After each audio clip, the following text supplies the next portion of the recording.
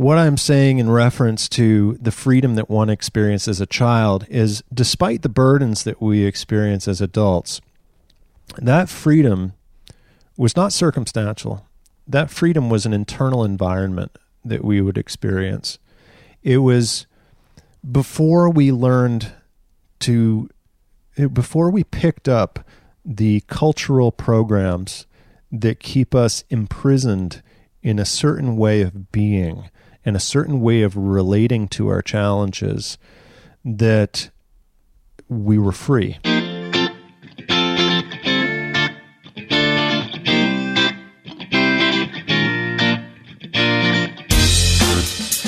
Andy Petronic, the co-founder of the Whole Life Challenge, the inspirational game that helps thousands of people around the globe take action each day to improve their health, fitness, and well-being.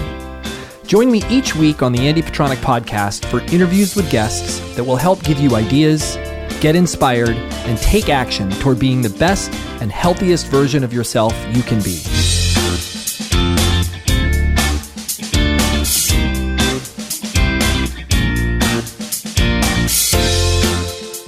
Welcome, everyone.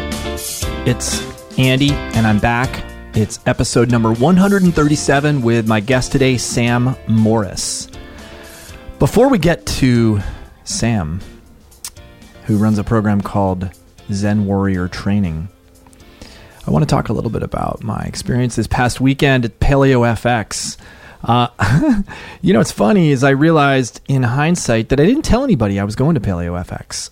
I waited until the day I was there to post anything on Instagram. I had been selected two speaking parts at Paleo FX. One was to be on a panel to talk about endurance training with Mark Sisson, Ben Greenfield, Joe DeStefano, and Brad Kearns. And it was cool. It was awesome. It was really, really fun. I was confident of that panel going in. But I was also selected to be a backup speaker. I hadn't thought through what that meant. And because I haven't done a lot of public speaking, at least not recently, I was pretty nervous about it. Well, I was nervous about it simply, I don't know if that nervous is the right word. I was actually hoping that I would check the boxes for being a speaker without actually having to speak. I was hoping to get through the weekend without having to give my backup talk. And about a week before the weekend, I realized I hadn't even planned a talk. And I contacted a friend of mine who's a speechwriter to help me do that. Thank you, Jocelyn, to help me plan the talk. I built the talk. I was still hoping that I wasn't going to have to give the talk. It's that old, I think it's a pretty common fear of public speaking. I've had some traumatic experiences in the past with public speaking that put me in this place. But I also didn't think through being a backup speaker. They don't give you a time. They don't give you a place. They don't give you a length of your talk. You're not on the schedule or on the program anywhere, so nobody even knows you really exist. There are people that are showing up for a different speaker who they don't know is not coming, and then they introduce you on stage, and you're not the person they came to see, so there's immediate disappointment, or at least perceived on my end disappointment. And I had gotten through Saturday afternoon of the convention, which is like a day and a half in, thinking, wow, it's not going to happen. It's 2:00 in the afternoon. It was 1:45 in the afternoon, and they hadn't found me. And literally, I'd been telling somebody that, and I felt a tap on my shoulder. Hey, are you Andy Petronic? You're a backup speaker, and we need you in 10 minutes.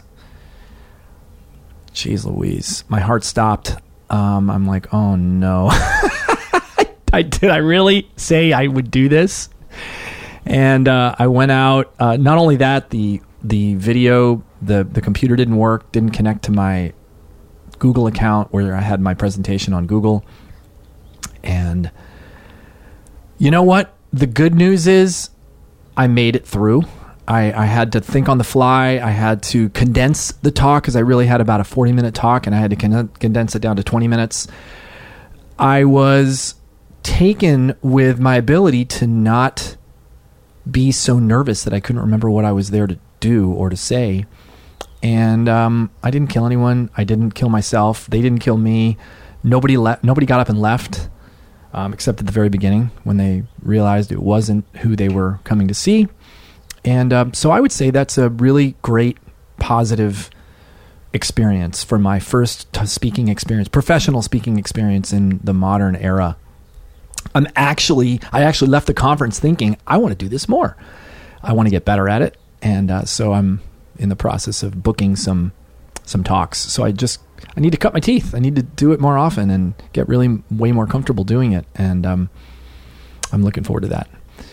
I also wanted to let you guys know, switching gears just a little bit, if you're following my living room workout series, or if you're not, I guess maybe many of you are not, episode 24, you can find it on YouTube. If you look up Andy Petronic living room workouts or Andy Petronic episode 24. Episode 24 is an athletic warm-up. I've been doing it now for about 6 weeks, and it is pretty freaking good. I mean, I usually, after 6 or 8 weeks of a warm-up, I usually either get tired of it or start modifying things, and I haven't modified one thing of this warm-up. So it's about 15 minutes long. It's mobility, which functions as stretching, but it's just better for warming up prior to a workout. And or it can be done as a standalone thing. So check that out on YouTube.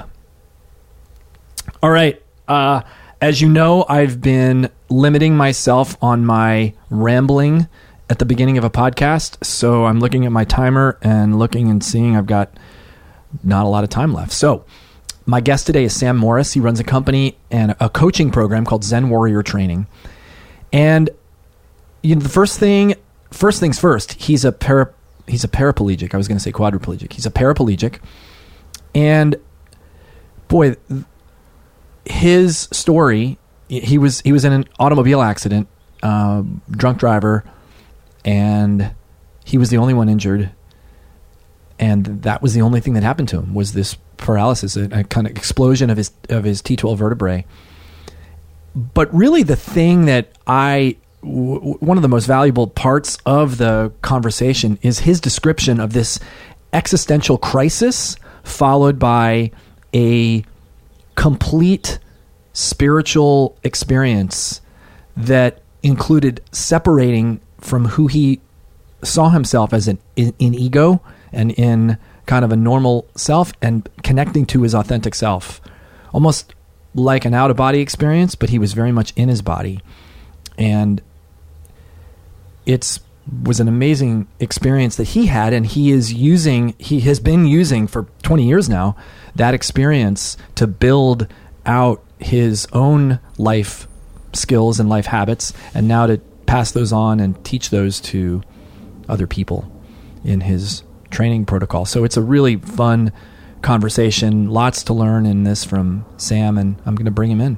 Don't forget, if you want the complete show notes, to head over to www.wholelifechallenge.com/podcast. And without further ado, Sam Morris. Sam Morris, welcome to the podcast. Thanks. Great to be here, Andy. I learned a lot in the first 5 minutes of you getting here. I have never had someone come into my house in a wheelchair. And I didn't know what questions to ask. All I could think about was, is the furniture far enough apart for you to wheel the wheelchair through? I wasn't thinking about steps. You asked me before we came, and I'm like, oh my God, there's steps here and there's steps there, and can we get it up? Can we get you up the steps? And sure. And then you came in the house, and I'm like, but you made it seem very easy. Well, I've been at it for the past close to 19 years. So I was injured when I was 24 years old. So I'm catching up on half of my life in a wheelchair. So I know which questions to ask before going to new places. And absolutely right. Yeah, generally speaking, it's not that big of a deal, especially here in Los Angeles, because it's such a new city. So much of the construction is so new that places are, generally speaking, most public places are ADA compliant. Right. And a lot of the new homes are single story, and they don't have to have a lot of steps the way that you find, say, in New England. where you have to build your house up to prevent it from getting snowed in or whatever. Here, there's just a couple of steps into most places, and so it's pretty navigable. We were just in Belize, and almost every structure I saw on a 4-hour trip that went across the country, every house is on stilts. Yeah, there's a reason why I haven't been to Belize lately. I mean, plus to get off the airplane, you have to. There's no jetways. You're walking down to the tarmac, so there's stairs. There's stairs everywhere. Speaking of such things, I once went on a trip to Brazil to go see the healer John of God, the famous healer. And wait, I've never heard of him. Well, we can get into that. Okay. But when I was coming back, this was in Sao Paulo. I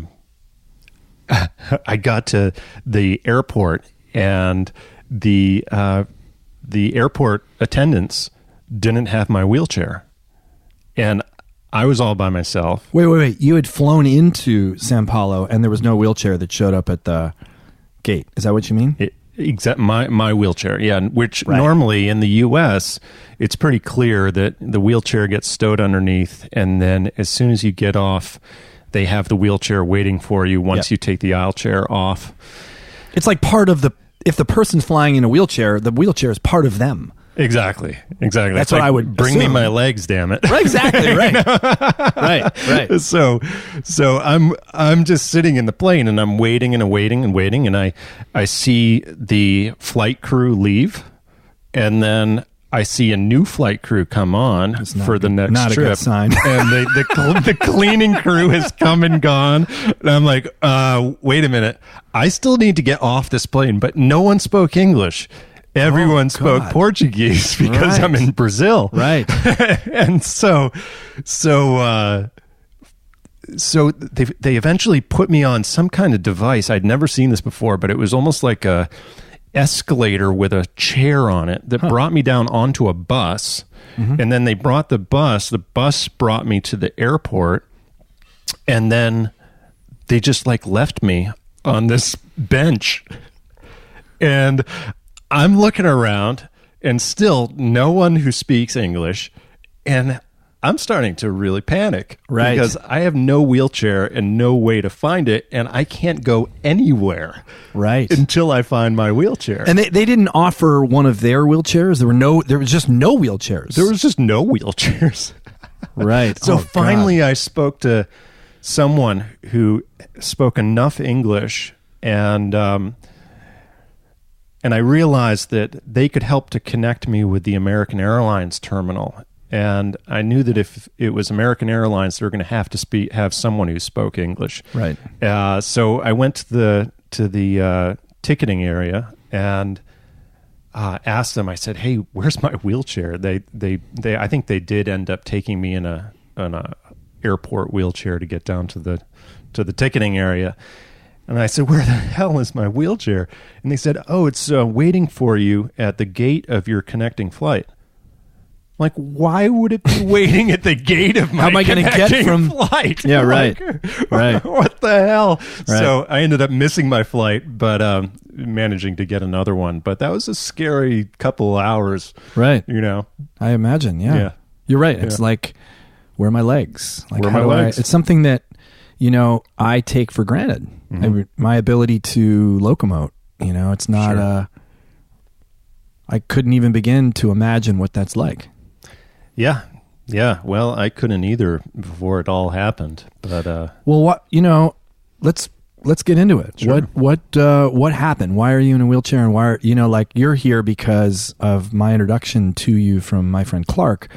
Your story is incredibly powerful, and so I'd love to. Let's get into it. Absolutely. So back in November of 1999. Well, let's go back to the summer of 1999. I was avid outdoorsman.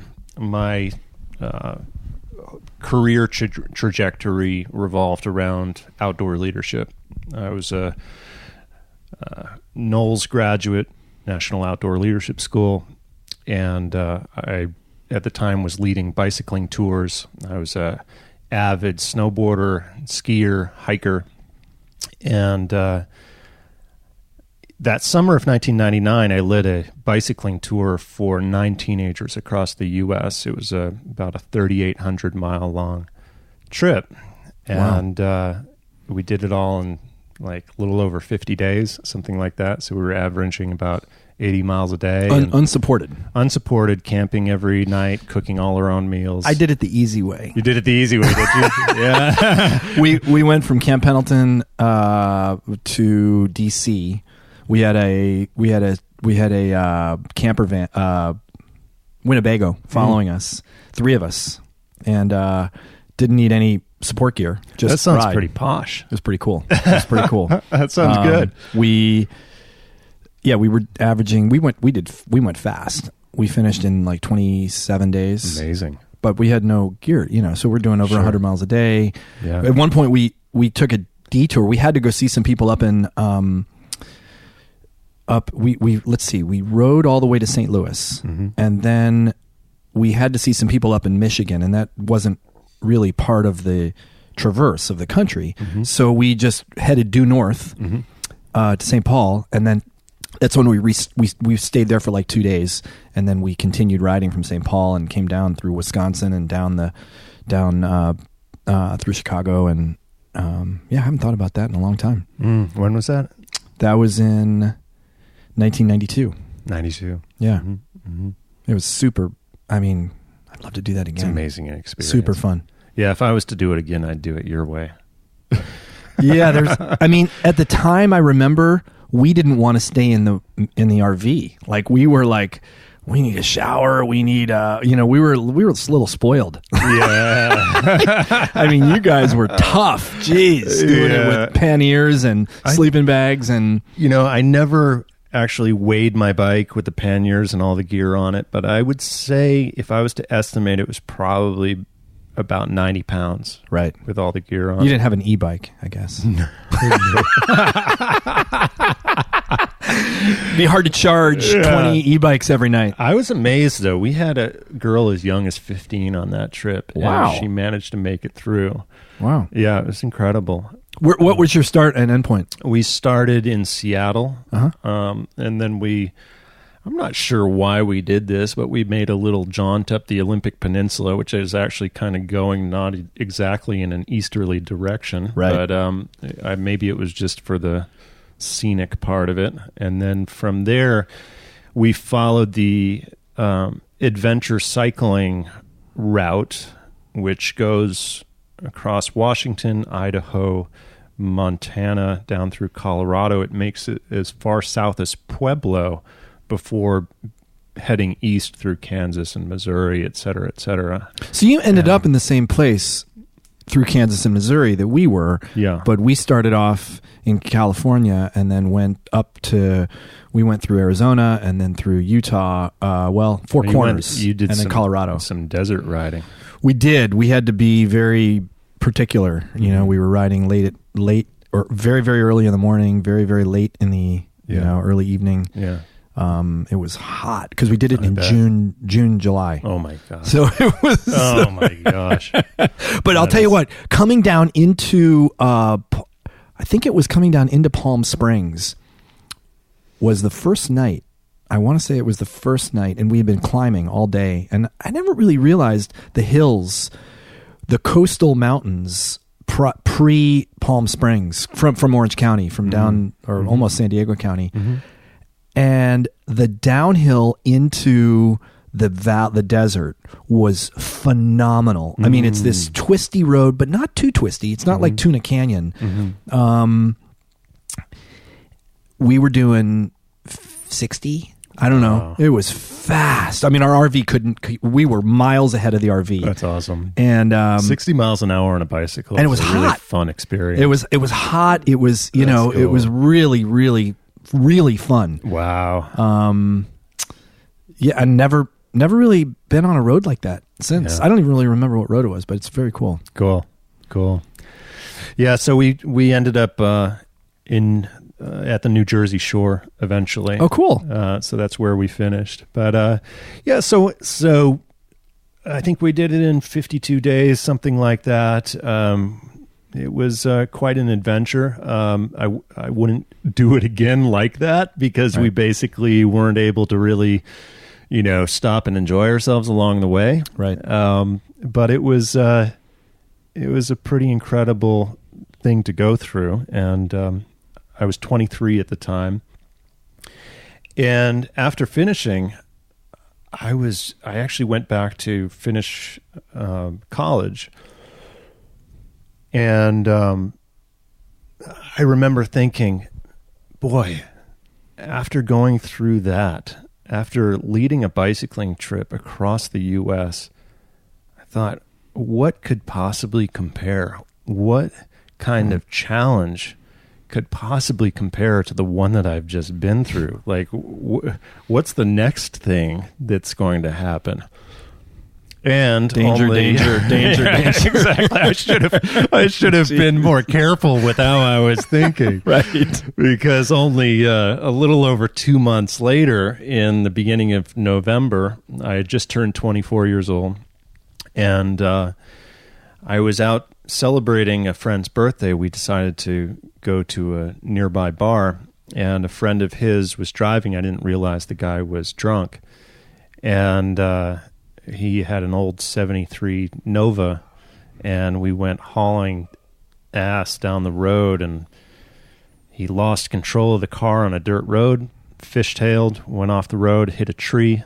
I was riding in the back seat. There was no seatbelt in the back, so my body was tossed from the passenger side of the back seat over to the driver's side of the back seat where the impact happened, and just boom, just like that, suddenly I went from having, this very athletic body to suddenly, in just a split second, not being able to feel anything from my waist down. And I knew immediately that I'd had a spinal cord injury. Were you conscious? I was conscious the whole time. Wow. Yeah. Never lost consciousness. Never had a bruise on me, actually. No bruises, no scrapes, no nothing. Just an exploded T12 vertebra that gave me a complete spinal cord injury. How do you explain that?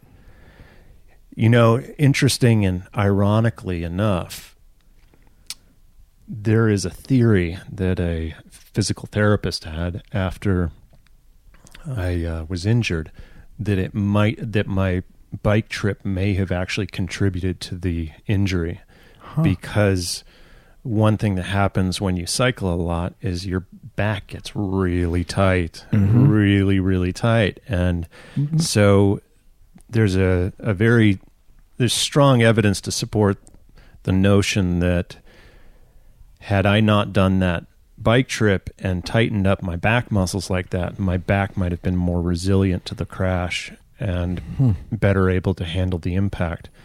But for whatever reason, it wasn't. And, well, it's a postural issue that anyone that sits at a desk, it just takes longer sitting at the desk, but it's the same posture. It's the rounded back, kyphotic curves. You're hunched over, and you're never the opposite way. Yep. Which, I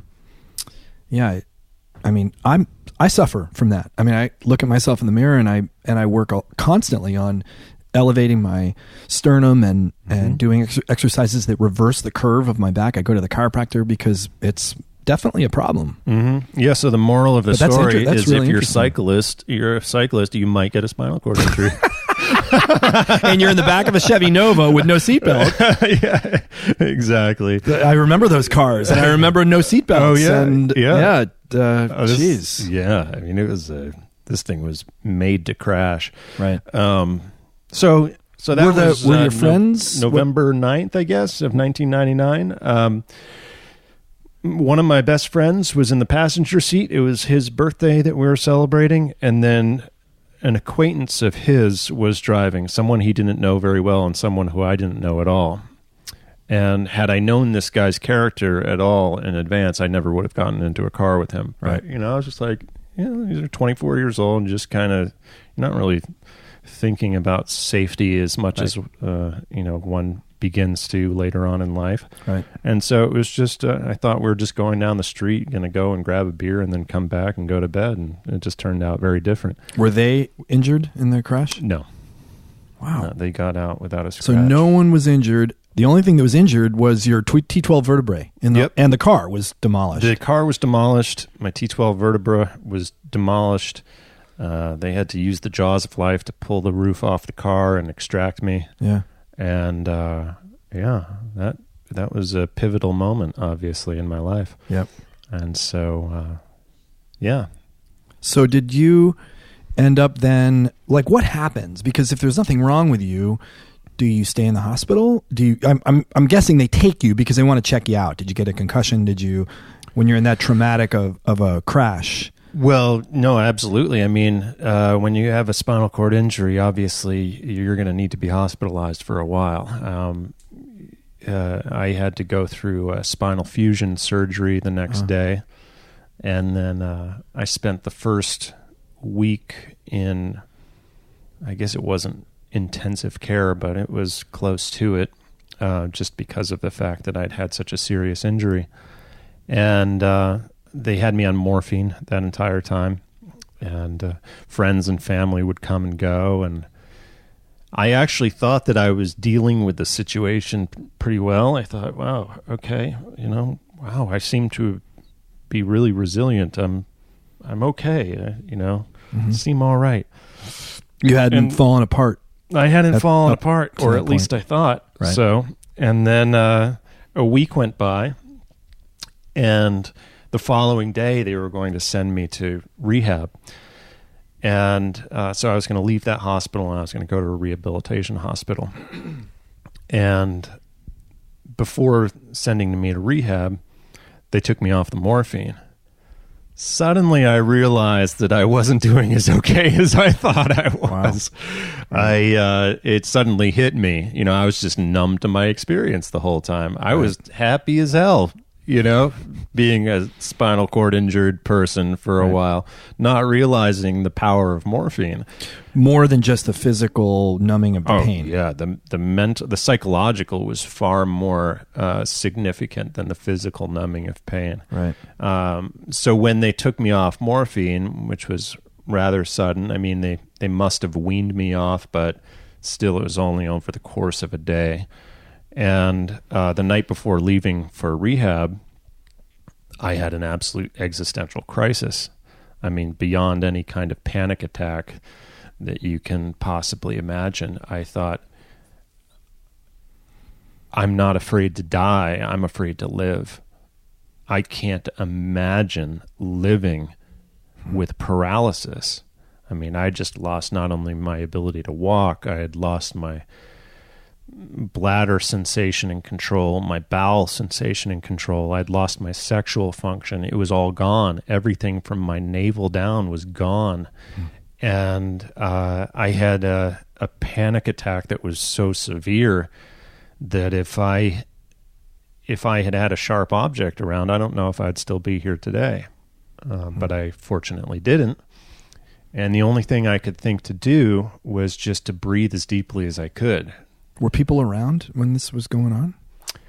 I had a roommate in the hospital bed next to me, but that almost made it worse because he had been accosted getting money out of an ATM machine, and someone had hit him over the neck with a bat or something like that, and he had had a spinal cord injury himself, but he managed to come through. He had been in the hospital for a few weeks, and they had done a surgery on him, and he was walking again, and he was just full of optimism for me. He was like, everything's going to be great. I swear. This surgeon, because the same surgeon worked on both of us, he said, this surgeon's great. I'm fine now. And so I'm lying there in this bed with absolutely zero sensation from my navel down going, I'm not so sure everything is going to be fine. Right.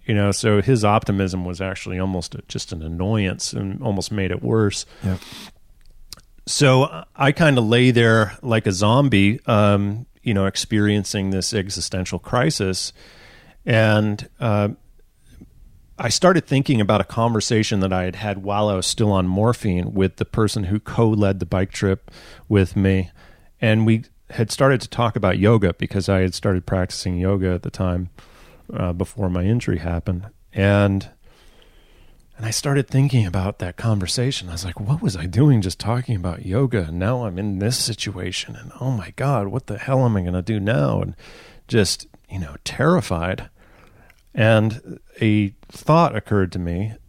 And I don't know if this is a thought this is something that I had learned in this lifetime or what exactly it was, but it was like this knowing that said, the most important part of yoga is the focus on the breath. I was like, okay, all right, well, I guess I can still breathe. So I had this hard shell plastic cast that kind of looked like a stormtrooper outfit around my torso, and it was restricting my breath, but I could still breathe, obviously. And so I started to take these deep breaths, and a few minutes went by, and for a while it just kind of, the anxiety just became worse and worse. And then after a few minutes went by, something profound happened. And I had never experienced anything like that before, and I probably will never experience anything like that again. What happened was a complete shift in consciousness that is almost undescribable. I had a complete separation from my identity. From the identity of my body and the identity of the thoughts in my head. It was a complete separation and break from ego that was so profound. And I realized as I lay there that I wasn't who I thought that I was. I wasn't the body that I thought that I was. I wasn't the identity that I thought that I was. I realized that I was the awareness of a mind that creates those types of projections, it's very similar to what Eckhart Tolle describes in The Power of Now in the introduction, where he describes a complete separation from ego. And it was exactly that. I realized, oh my gosh, I'm not those things. I'm consciousness. That's all I am, is consciousness. And consciousness is empty of content. It doesn't have identity. It doesn't have a body. It just possesses a body for a short time here on Earth. And that complete split that occurred in that moment, and it lasted for a while, was accompanied by the most powerful experience of breath that I could ever imagine. My body, I could no longer feel my inhale or my exhale. All I felt was this current, like this vacuum moving through my body, just flowing through effortlessly. And it was like I was on the universe's life support system. Like my body had just dissolved. My body, my mind, everything had dissolved into the ethers. And I actually thought that I was being healed at that point. I mean, I was never a strong believer. I mean, I was somewhat spiritual in terms of my personality, but I was never a strong believer. But suddenly I was like, oh my God, I'm being healed right now. And I was convinced that I was going to walk out of there the next day. I thought, whoa, oh my God, if I have this kind of experience happening, like that means that nothing is real, including the fact that I have a spinal cord injury. That must not be real too. Right. And if nothing is real and everything is just the field of pure potential, and consciousness, then I should be able to walk out of here.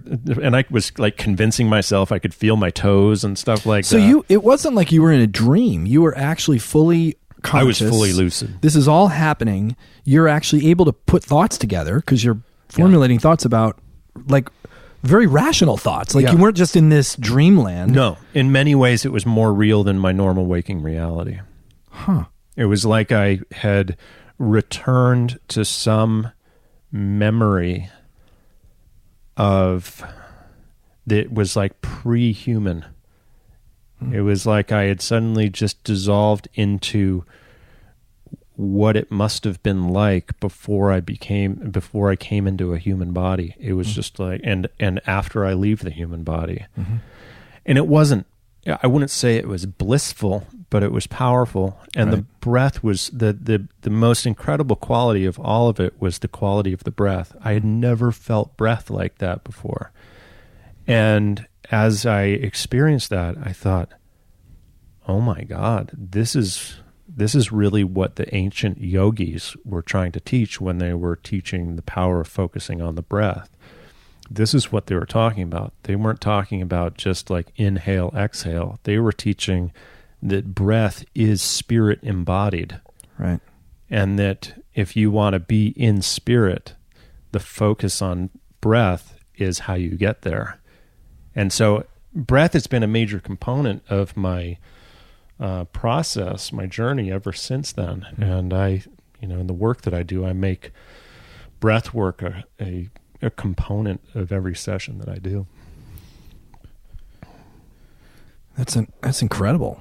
I mean, that's powerful. Were you disappointed when you woke up in the morning and could still not walk? Yeah, I mean, this definitely did not alleviate trauma. It was more of like it was kind of like a reset button, sort of like, okay, after that experience, somehow I just know that I'm going to be able to handle what's ahead of me. It kind of gave you hope or an inner knowing, confidence? It gave me sort of a, how would I describe it? Like a detachment from outcome. Okay. Like whatever lies ahead, I'll be able to face it because I know that I am not that which my mind projects about who I think I am. Right. I know that who I really am is the awareness. Who I really am is the consciousness. Just like every single one of us, we aren't who we think we are. We are the consciousness thinking. Right. Who is that I? Yeah, exactly. Exactly. So it was just a very deep spiritual experience that I will always remember and that will continue to inform every part of my life. But it didn't necessarily alleviate trauma. And I mean, I still went back to being a human being and having hopes and dreams of becoming able-bodied again, and which for the first few years, that was my commitment. That was actually why I moved out to Los Angeles, was to work with a movement specialist out here who is one of the most knowledgeable somatic practitioners in the world. And she had, at the time, she was the only person in the world who had had any success in helping people with spinal cord injuries to recover function in their bodies. What is a somatic practitioner? A mind-body. Okay. Yeah. And so that woman's name was Emily Conrad. She was the founder of Continuum Movement. And Continuum Movement was just a powerful practice. Continuum, I feel, is kind of like what yoga should be. It's incredible. It goes so deep, and so she had some success in helping people with spinal cord injuries to recover some function. And when I found out about her, I decided that if there was anyone who had done it, I wanted to do it, and she was going to be my mentor as far as I was concerned. And she took me up on the offer, and I think to her I became like the poster child, the person who was going to do it. My injury was so recent, and my attitude and commitment so strong that she felt that anything was possible. Well, given your background, I mean, your life up until that point, being an adventure person myself, there's a mindset and a training that you had that you couldn't help but bring with you. There is. Absolutely. Absolutely. And for better or for worse or for whatever reasons, I worked with her intensively for a few years, and but I had some issues with pressure sores. And so it turned out that my mindset and my resilience needed to be applied in a different area. And I ended up being hospitalized for close to a year in 2003 and 2004. I spent 4 months, I guess, in a hospital, followed by 7.5 months lying flat on my back in hospital beds without being able to even move at all. Wow. Like, completely immobilized. Why? Well, I developed the first of what would end up being several over the course of the years, pressure sores, which are, most people know about bed sores that elderly people get, but people with paralysis tend to get pressure sores, and pressure sores are similar in that it's basically the same kind of thing, but it tends to happen because people with paralysis, they lose sensation in their body, and then their muscles atrophy. And so you have to be very, very, very careful about what surfaces you're sitting on. In fact, you can see that even though you have a nice soft couch, I put a cushion on top of your couch because it's even softer. And so you have to be, that's the probably the biggest thing that you have to be consistently aware of is... Because it affects your skin? Or because it affects your skin, yeah. So the tissue on my butt is basically like the tissue on most people's elbows. It's there's hardly anything there. So if I'm on a surface, you mean there's no, because the muscles have atrophied. Muscles have atrophied. So you've got basically, and there's no sensation. Right. So you have this very vulnerable area with no feedback from your body to tell you that it hurts. So you can be developing a little blister very easily, or something more than a blister. And then if that's not cared for properly, which I was really naive about these things when it first happened. Isn't everyone naive about? I mean, I would. Well, be naive, they train you in rehab to be aware of it, but and they say this is one of the most important things that you need to stay aware of. But there's still this kind of naivete. Well, maybe my body should be able to heal, that kind of thing. And so this sore I had developed it back in, I guess it was the summer of 2000, and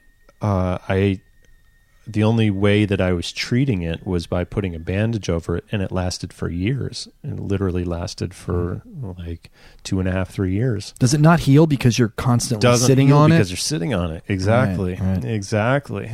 And they make cushions now. In fact, I have one in my chair right now that alleviates all the pressure off of an area with a sore.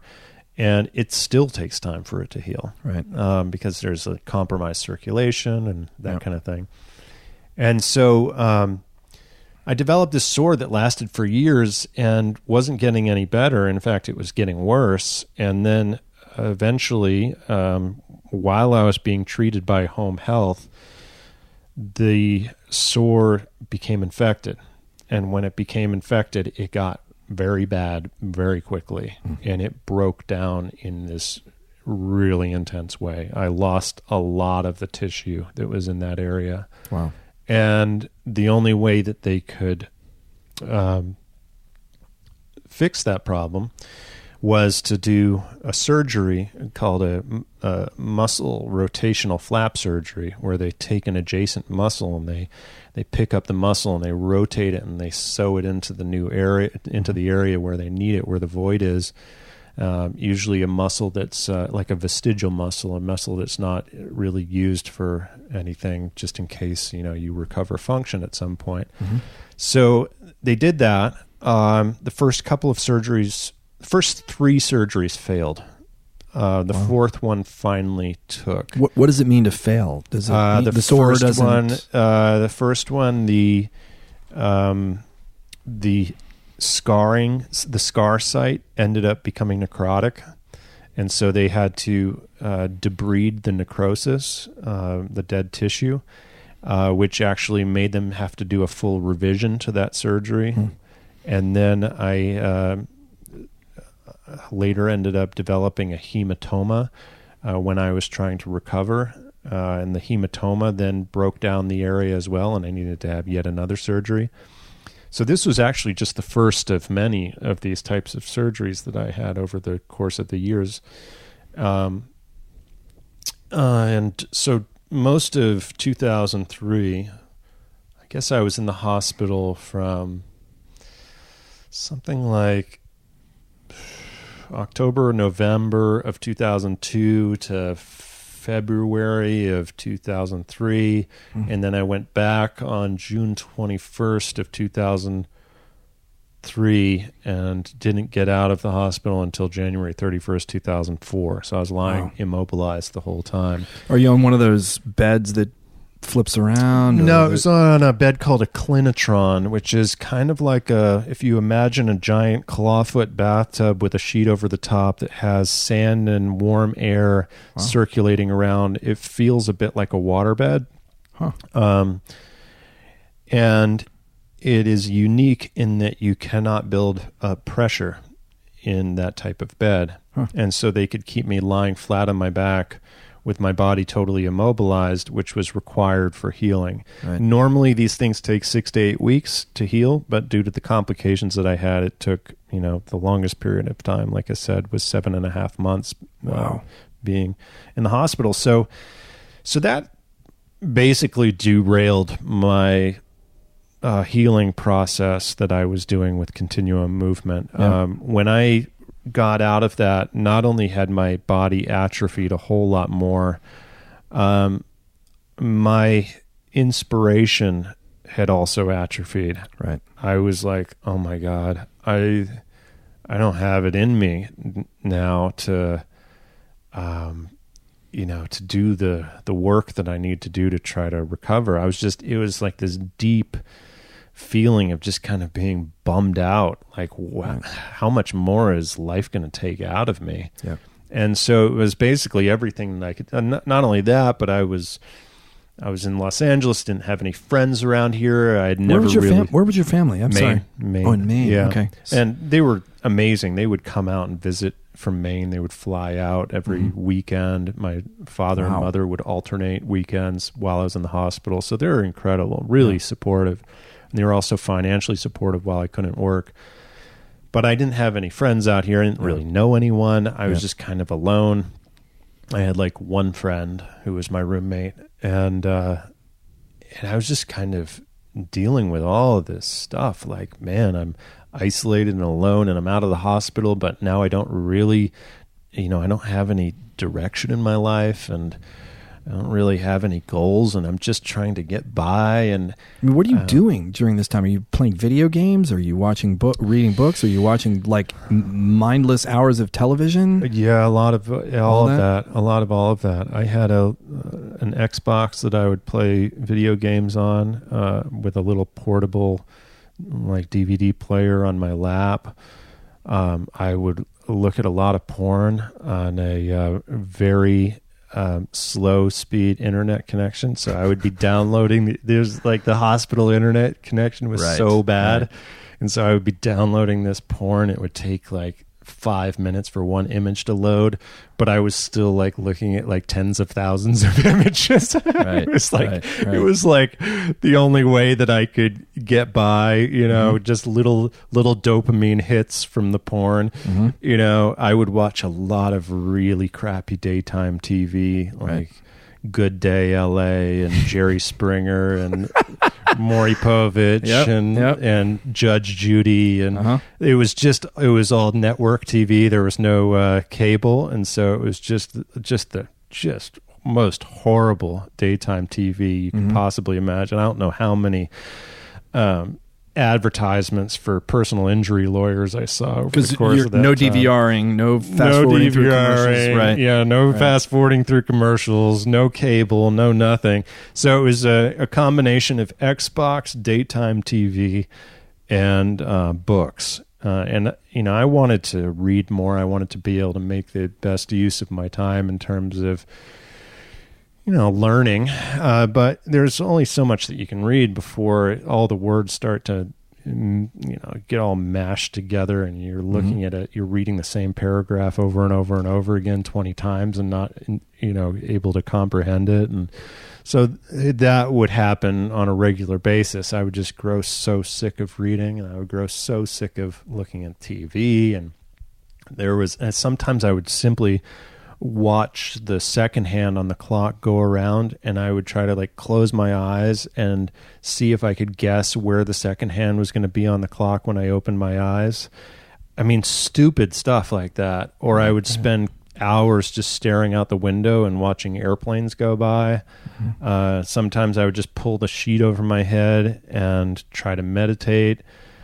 I did everything that I could to just try to zone out and just try to, not pay attention to time passing, which ended up being really challenging for me later on too, because I realized one of my most challenged areas, and this was years later that I came to this realization, one of my most challenged areas was structuring my time and using time effectively.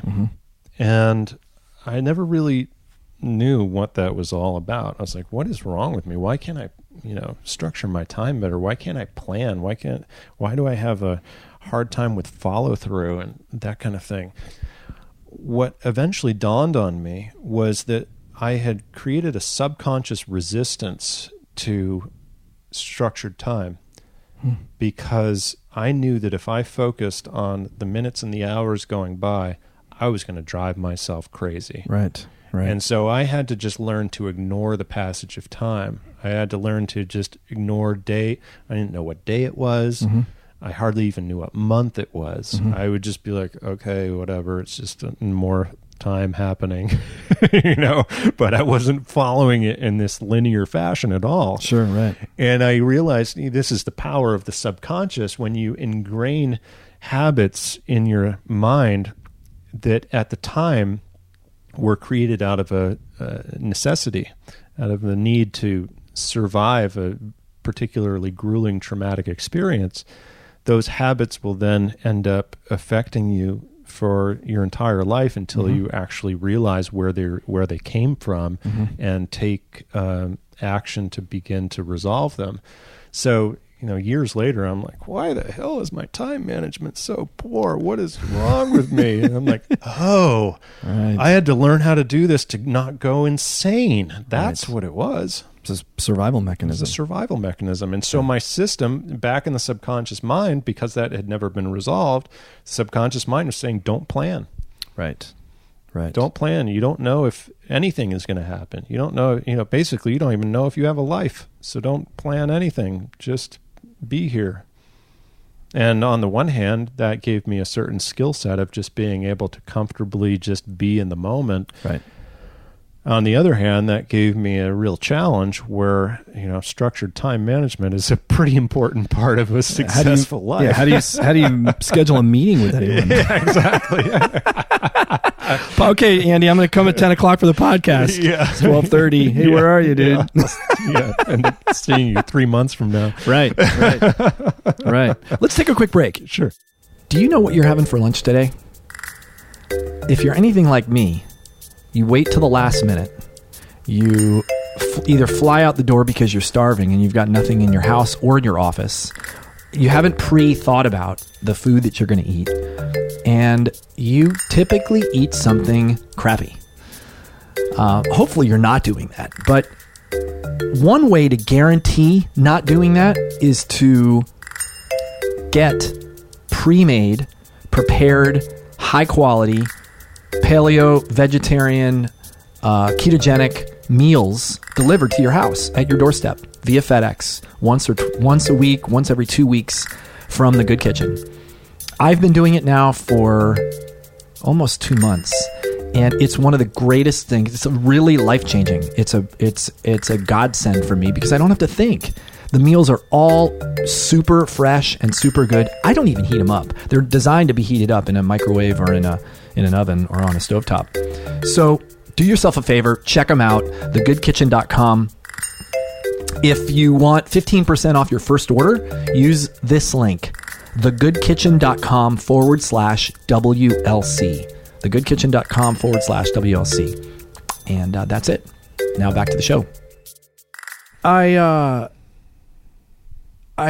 only thing that I can equate it to, and I was a Marine, and so I think about what it was to. I went through a training called SEER School, which is Survival, Evasion, Resistance, and Escape for POW training, and I can imagine it might be something like what you went through. You're captive. You're almost in jail. You're in prison. You're those are survival strategies that you probably have in common with a lot of those folks. Yeah. I've often compared it to doing prison time, and there's pluses and minuses of both. The plus was that no one was accusing me of anything, and I wasn't being punished, and except I occasionally thought that the universe was punishing me for something. But the minus side of that was that at least in prison you can move around, you can work out, you can, and this was a situation. You have a physical outlet. There's a physical outlet. Yeah. So this was the most challenging part of all of this was the fact that I couldn't move literally an inch. Like I had to just lie there. Even when nurses came to take care of my daily routine, they would have to get a group of nurses and turn me, like log roll me, so that I wouldn't move at all. And so I could move my hands to take things. You wouldn't, because you are moving, because they're moving you, but you couldn't initiate the movement. So I couldn't initiate the movement, exactly. They could initiate the movement as long as they made sure everything was stabilized. Like if I had initiated a movement, I might have disturbed the surgery from healing. Right. But when they would log roll me, they would keep me all in the same position. I would just be getting rolled. Right. So that was definitely the most challenging part about it. Just being stuck with nowhere to go, nowhere to move. I mean, movement is you never realize how much movement is a critical part of life. I mean, the movement of our minds requires the movement of our bodies. Yeah. And that experience really taught me a lot about how valuable being able to move is in a very real way. So how have you, since that time,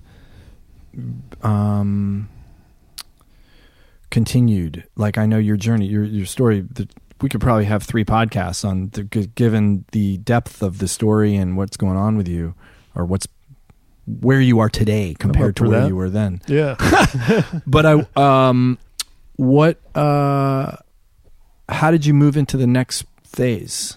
Like, what was the next phase? The next phase for me, there was some lost years after that. Not entirely lost. I can't say that. I don't want to just kind of make a blanket generalization around the following years, but I started to self-medicate with alcohol quite a bit, and with weed, and just trying to sort of tune out and just kind of, I just needed to kind of do what I needed to do. Did you stay in LA? Because I stayed in LA. You didn't have a connection anymore, right? Why did you stay here? I stayed in LA primarily because I decided that, well, first of all, living in LA was a lot easier than living in Maine, where I had grown up. Right. In a wheelchair. Right. Maine is one of the most inaccessible places in the country. Maybe not as bad as Belize, but it's pretty hard. Well, you got snow. You got other things to do. Ice and snow and nor'easters. Snow. You've got pretty much every home has stairs getting into it. It's right. And every home is a multi-level home, and so there are a lot of things that made living in LA just easier. Mm-hmm. And I also had this dream of becoming a professional musician. I went to school for a while at Berklee College of Music back in the early 90s, and I had always kind of had this dream of becoming a professional musician. Mm-hmm. While I was in the hospital, the only creative thing that I did while I was in the hospital was I wrote the lyrics for about 75 songs. Wow. And most of them were not good songs, but they were lyrics nonetheless. And so my idea, what I wanted to do was to take several of these songs and develop them.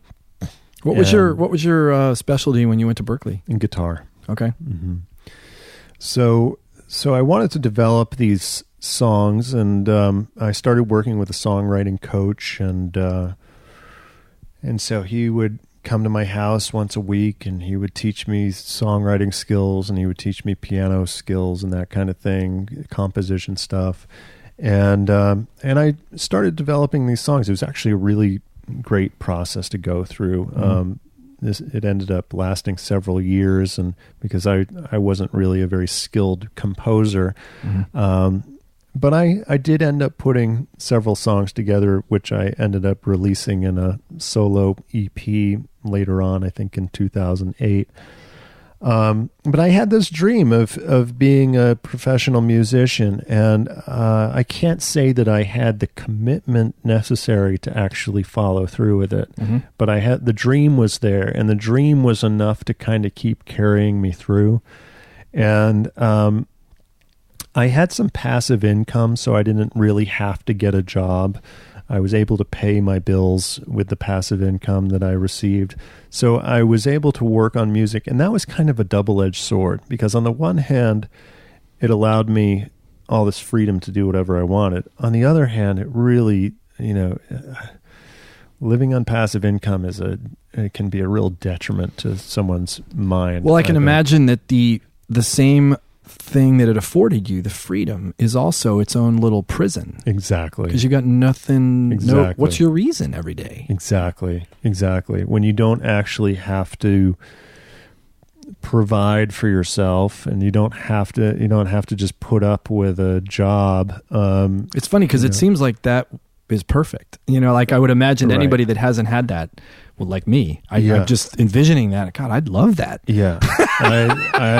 I don't envy anyone in that position. Right. It's, I think, I look at certain people who are in a position where they can do basically whatever they want because they have some kind of passive income paying the bills.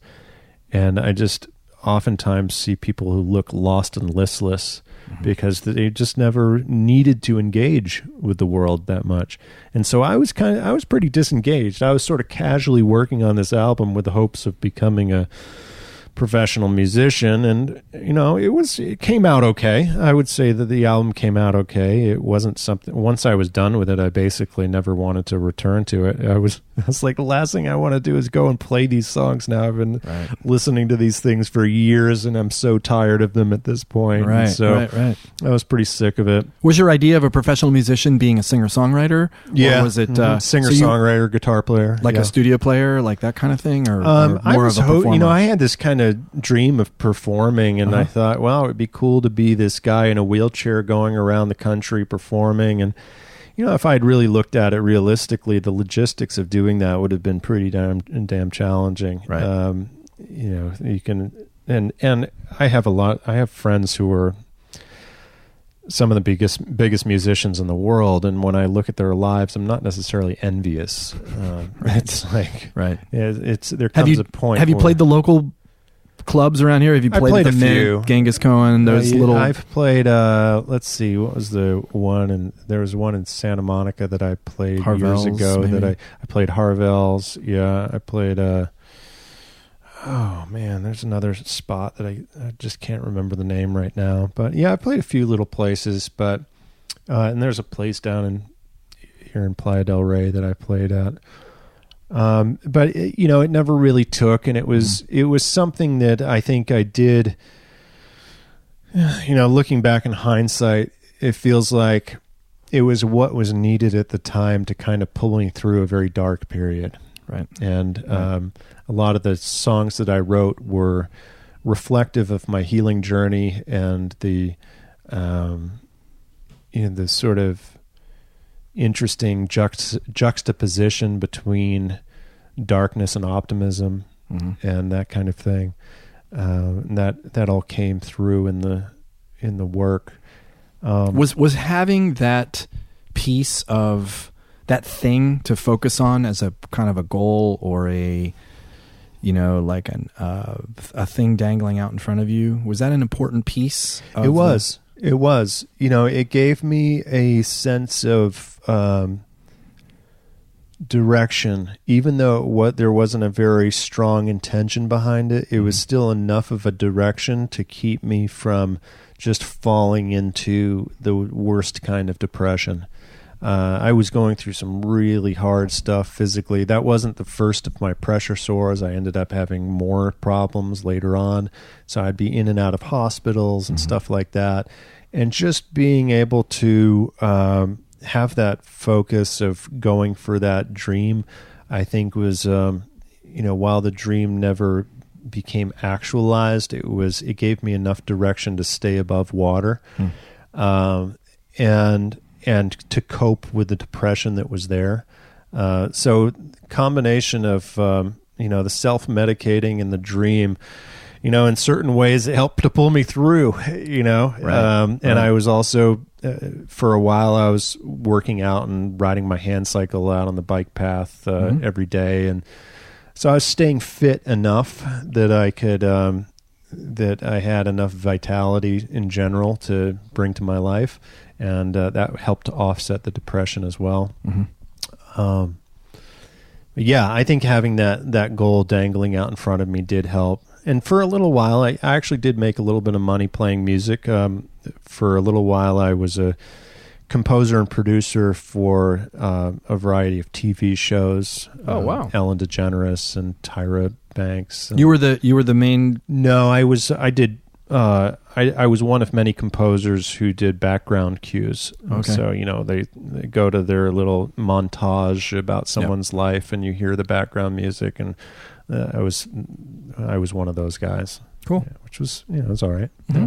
So you had a whole Pro Tools set up and a little studio. Yeah, I had a little home studio, and cool. I would also work at a friend's home studio as well. Right. Mm-hmm. Mm-hmm.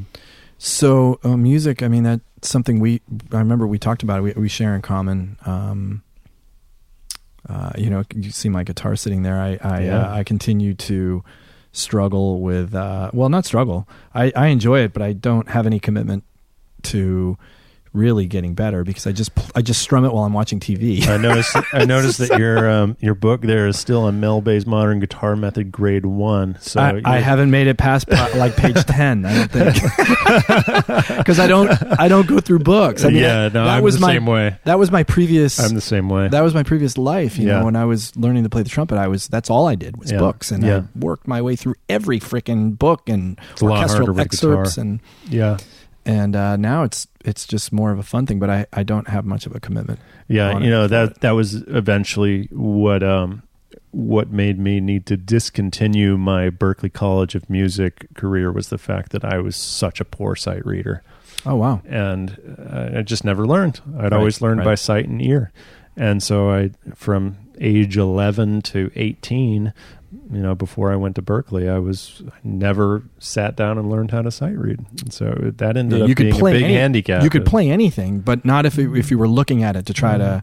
Anything would be maybe a little bit too broad a term, but I could play a lot. Right. Which is a great skill in and of itself. I'd love to have that skill on the guitar. But... I was always good enough. I was the opposite. I was the opposite. All I did was know book music, and I could sight read. I could sight read and transpose 3 steps up, 4 steps up, 6 steps up, because you have to. When you play the trumpet, you play all these different orchestral excerpts, and they're different keys, and you have to be able to modulate and then just do it on the sight. So you see it's written a G, and you're playing a C, and you just keep doing that. Right. It's an incredible skill, but I wished now that I had more of the development of what you had most of. Well, maybe we can trade. I could take some of your skills. You can take some of mine. We need that machine they use in the Matrix. Exactly. That's what I've often wished for in terms of music. Absolutely. Yeah. That's... I was going to say I remember you telling the part of the story that the experience you had the confidence that gave you around not giving up. But there's so many opportunities, it feels like, in the story you've told so far that you had to give up. Oh yeah, day by day, moment by moment. How did you deal with that? How did you keep going in the face of that? Yeah, well, it's a great question. I think I could kind of project myself ahead, following different directions. In some way, I could kind of see, okay, if I give up, this is what the future holds for me. If I don't give up, this is maybe what the future holds. And so I think a lot of it was just a sort of a practical orientation around you can either succumb to the depression or you can keep going. And you can include the depression. And I think that's the key word, is including, rather than, like, if I succumb to depression, I'm not including the depression. If I succumb to it, I have become it. Now, if I include the depression, then it means I make space for myself to have the experience that I'm having. I make space for the depression to be there, but I get that it's only a component of my experience. It's not the whole thing. Mm-hmm. And so I did a lot of practice with including the depression, but not succumbing to it. And so going, okay, well, this really sucks. And okay, that's not all. Right. This really sucks. Like, that's not it sounds all. like extreme acceptance of what is. Yeah. It's true. It really is. Well, you realize that most of the struggle comes not from the circumstances, but from how the mind is interpreting the circumstances. You're right. And the circumstances are just what they are, without the mind, there's no things should be different, Right. Like a dog has it easier. Yeah, exactly. A dog loses its leg ability. I mean, I've seen dogs. I mean, I haven't seen a lot of them, but I've seen dogs that have lost limbs, and they're happy-go-lucky. They don't seem to be having any problem at all. Exactly. My dogs are sitting indoors right now, and they don't have any notion that anything should be different, and they might not be that excited, but as soon as I open the door, they're going to be like, hey, yay, and they're going to forget all about it because they're just, So, I was basically trying to make my mind more like a dog than a human, I guess, in a way. Yeah. They have the ability to be uniquely be in the present. They can't be they don't have the brain. This is my own. I don't know if this is actually true, but it seems like they don't have the ability to be into the future. They can't project the future. They're right now. Here's what that's why every time you come back in the door, they greet you as if it's the first time they've ever seen you. Yep. And I'm strongly convinced that our ability to be in both future and past and present is both our greatest asset and our greatest handicap. Right.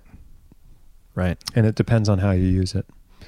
So if you use that productively and you look at your past as a learning experience and you don't judge it, you don't judge where you had weaknesses, you don't judge where you made mistakes and you faltered, then you can learn from the experience and it can help make you a better person. And if you look at the future not from a place of concern and worry and I need to be a certain way in order to be happy and that kind of thing, but you just really look at, well, what life do I really want to live? What would be the most fulfilling for me? Mm-hmm. And you focus on those goals and intentions and you just chip away at that on a regular basis, then it's the greatest asset that you possibly can have because you actually are able to set yourself direction and not just be a zombie. But those same abilities to discern past, present, and future, I think, are also our greatest handicap because they also contribute to judgment as well. Right. Like if you're judging your past and you're judging your present moment and you're thinking that things should be different than how they are, then you're creating the circumstances that you dislike. It's not that the circumstances are doing anything. It's how you're interpreting the circumstances that are creating what you dislike. That should word is a should word is a really, I mean, is there any human being that isn't hung up by that should word? Is it possible? I think I know one. my mentor doesn't do should. Right. Yeah, right. and that's why she's my that's why she's my mentor. There's only one person really that I am totally committed to studying, and that is this person, because she literally doesn't do should. Wow. And she doesn't do self-judgment, and I can learn so much from training. She a teacher? Is she a what is her name? What is her name's Marianne Carew. She started a program called Dance Alive. She's I think she just turned 66 the other day, and she is absolutely phenomenal. She is the most vital, excited to be alive, just powerful and conscious individual I have ever met. In fact, she had her brainwaves tested while we were at a party with one of those things like a home EEG or whatever. Yeah, ECG. ECG. Yeah. Yep. And her brainwaves showed that while she was at her party, her mind was in I guess it's an alpha state, the same kind of state that yogis are in when they're in deep meditation. I think it's theta. Is it theta? Or maybe it's theta. I think it might be theta. Anyway, her brainwaves were that of someone who has a lifetime of experience, like a deeply connected monk. Wow. And she was socializing while her brainwaves were being measured, and it was just off the charts. Wow. Because she is so present. She's just not in judgment. Yeah. She doesn't have any kind of voice. She doesn't have any kind of critical voice in her head. And she is that because of the amount of work she's done, or was she it's a combination of being born that way and then doing a lot of work to really reinforce that and build upon that skill set. Right. And so every moment of every day, she's studying exactly what's going on in the moment without any kind of expectation that anything should be different. Yep. And then setting intention based on what is best for her and what is best for the whatever team she happens to be on, her family or the people that she works with or whatever, to create the most movement in their lives. And then she incorporates all of this mind-body movement with this as well, because it's not just, you can't gain these skills by living in the intellect. Right. You gain these skills by living in deep connection with your body and your body's intelligence. And so she's constantly working with her breath and her movement to be able to facilitate this type of presence. So I'm learning from her all the time, and I'm taking what she does, and I feel like I'm the next generation with the work that I'm doing with Zen Warrior Training, bringing that work out into the world to help people to break the habit of judgment and live more fulfilling lives.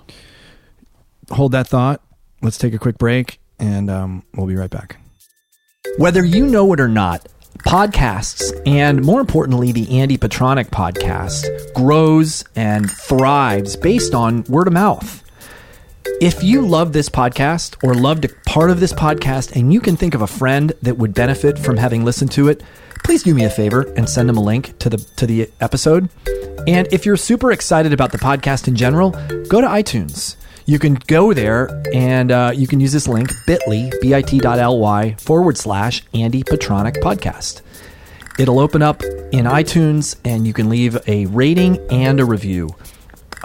I really appreciate it, and what it does for the world is it gets the message of our guests out to more people, and that's really what we're in the business of doing, changing the world. So thanks for listening, and let's get back to the show. How have you pulled what you've learned from your teacher and incorporated it into the training and practice that you're doing? Well, I like to work with people who are deeply ambitious,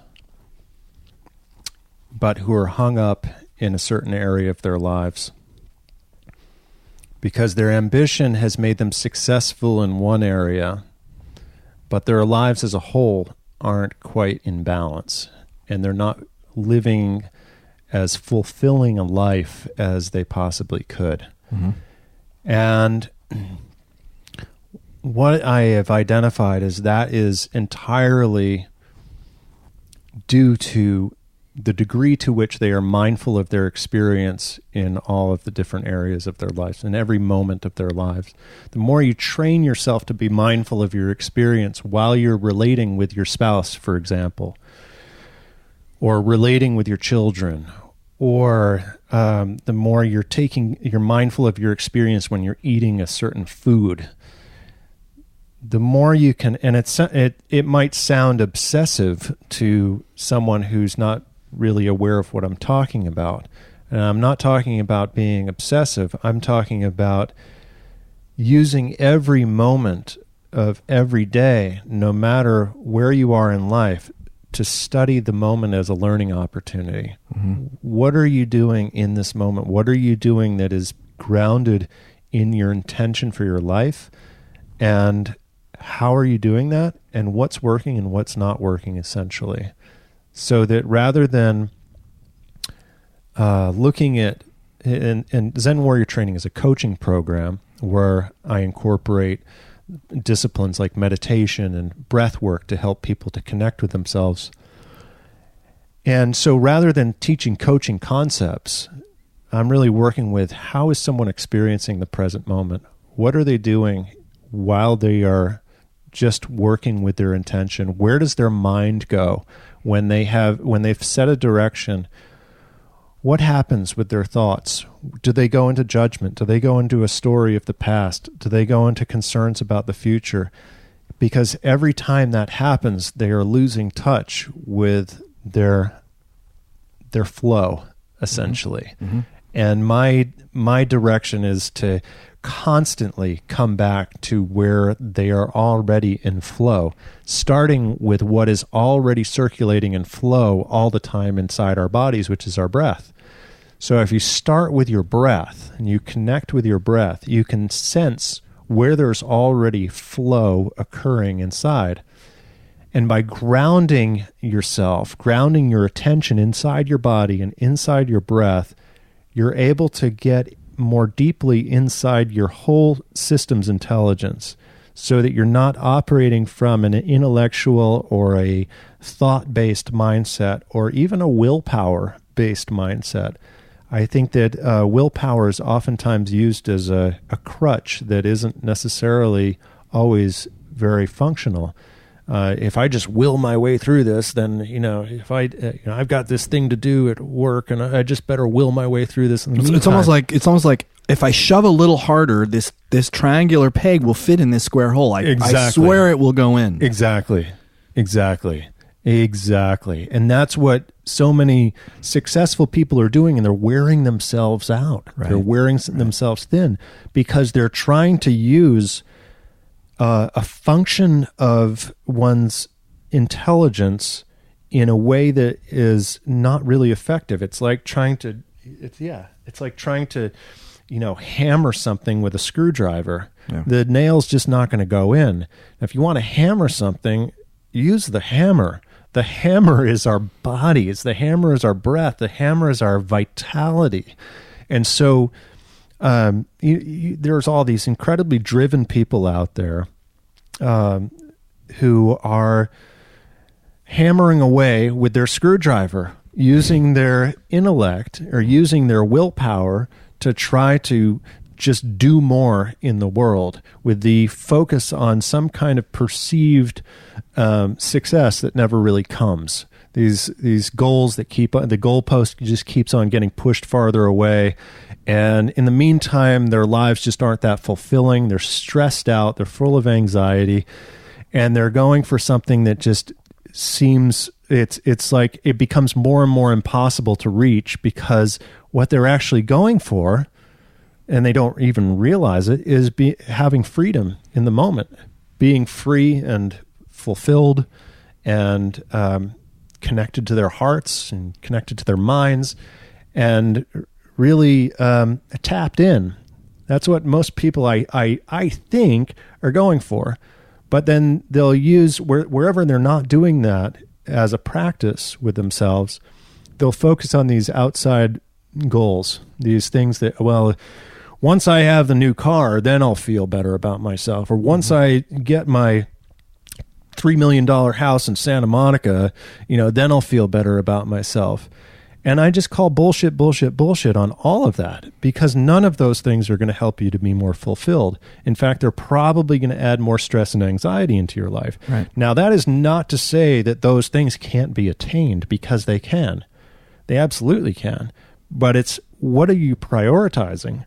Are you prioritizing the goal and ending up destroying yourself in the present moment?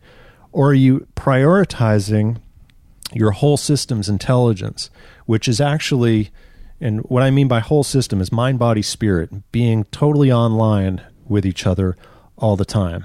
Whether you are sitting down to dinner with your family, or whether you are working out at the gym, or whether you are in a boardroom meeting, having all the mind, body, spirit being completely tapped in and connected that entire time, so that you're able to actually sense yourself on a deeper level and be connected to the fulfillment that is only possible. Only possible if you have those different elements online.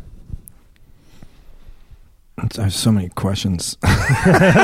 Which one do I pick?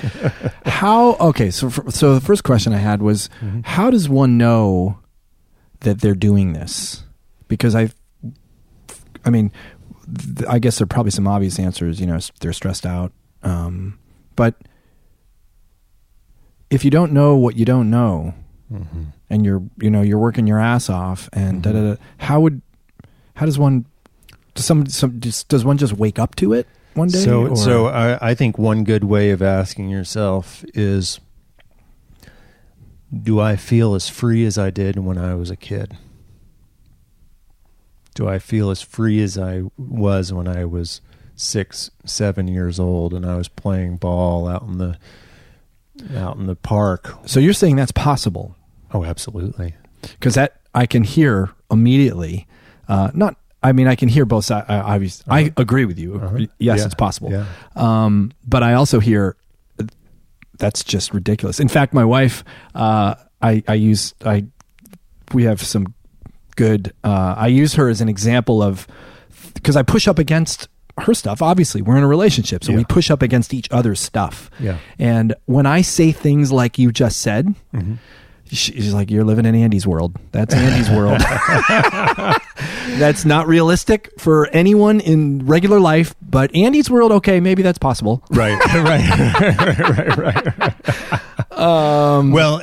So that's a great question. And when I say that, I am in no state of denial whatsoever about the burdens of life. If anyone knows about life's burdens, it is definitely me. I've been through my fair share of life's burdens, and I know what it's like to be, just have the circumstances of one's life completely take over and feel like there's absolutely no way that one could recover that sense of freedom that one had as a child. Right. So I've been there. I've been to that space. I've lived for years of my life in that space. I still go into that space. I mean, it's not like I have permanently transcended the ability to be, I haven't permanently transcended suffering, and I never will. You're human. I'm a human being. Right, exactly. right. We all go through, I just went through something recently where I had 9 months where I was dealing with a small pressure sore, not one that put me in the hospital, but I had to really compromise my life for that entire time. I was only able to leave my house to go to doctor's appointments, and It was really depressing, really challenging. So I still go through stuff, and I always will go through stuff.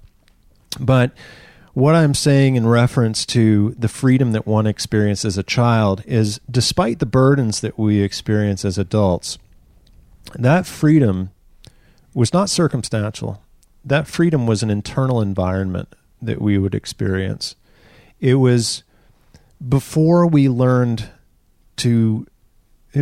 picked up the cultural programs that keep us imprisoned in a certain way of being and a certain way of relating to our challenges, that we were free. Mm-hmm. it was not something that was unattainable as an adult, not in any way, shape, or form. It's totally obtainable. It's just we have to do a lot of work to get back there. Yep. We have to do a lot of work. We have to live in a very disciplined life. We have to live cleanly. We have to live authentically.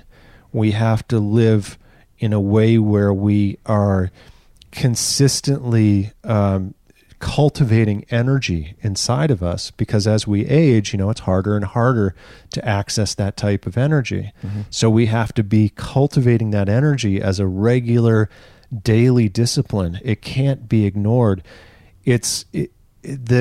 For most people, the discipline required to live that kind of life is actually impossible. They're going to continue to be so burdened by the various aspects of their lives that they will never recover that freedom. Mm-hmm. But for those who really want to commit to that path to actually being able to access that freedom, it's not only possible, but then the beauty of it is that you can tap into that energy and freedom and also have the wisdom of age as well, which is something that you don't possess when you're a little kid. Right. So when you combine the vitality of youth with the wisdom of age, you've got a really winning combination. Yeah, when you're describing that, I can imagine that to do that requires making choices. Some might be sacrifices. Some are, I'm sure a lot are sacrifices, like changes in your life that you may not have ever considered changing. Yeah, you have to really drop a whole set of perceived necessities and adopt a whole new set of necessities. Right. And we are we're never trained to do that. Right. The way that it goes is we kind of get onto this, as we go through our early education and we, go to college, grad school, whatever, get our first job, and, we start to just accumulate perceived necessities. Mm-hmm. And our subconscious mind doesn't know the difference between a necessity and a perceived necessity. So if we perceive a necessity at some point, our subconscious mind will hold on to that as being necessary. And even if it's not necessary, now those things that are not necessary that we perceive as necessary create a certain burden on ourselves, because we are energetically attached to things that we don't need to be energetically attached to. And part of the beauty of the challenge that I went through is it really forced me to look at, what am I actually attached to? I don't have anything here except for some crappy daytime TV so I had to let go of all attachments, really. Right. And I had to learn how to just get rid of the things that surrender to the moment and let go of the things that I thought were actually necessary for my sanity and well-being. And when I did so, while it was challenging to go through the experience, there was this kind of profound insight that came in, which is that, hey, I don't really need anything. I have a nice house that I live in up in Topanga, and I have a job I love and so forth. But if I was to suddenly have nothing except for maybe a tent, I'd be perfectly okay. I'd actually be pretty damn good, because I realize that all I really need is inside myself. And that ability to be mentally agile is an ability that most adults suffer with. They don't have the kind of agility to be able to have it's like an existential agility, essentially, where people might have agility in one area. They might be really good and really talented at the work they do, and they have a lot of mental agility within that area. But when it comes to existential agility, very few people have that kind of mental, physical, and emotional agility to be able to go with the flow with no matter what happens. And what I see happening in our culture is this skill set is going to be required like it's never been required before in the coming decade or so. Why is that? Because of disruption. Because entire industries are going to be disrupted.